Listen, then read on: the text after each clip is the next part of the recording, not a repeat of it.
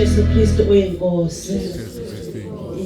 Ngokuthobeka ngizocela ubaba uMpontshane nomama uMpontshane nomakhelwane egameni lenkosi yethu Jesu Kristu bezobingelela. Amen bazalwane. Ubaba umama uMpontshane nomakhelwane nabo futhi sizokwenze njalo, sizofika isime la ozobe khuluma uzoza la yedwa, abanye belindile. Jesu Kristu inkosi. Oh bayethe yego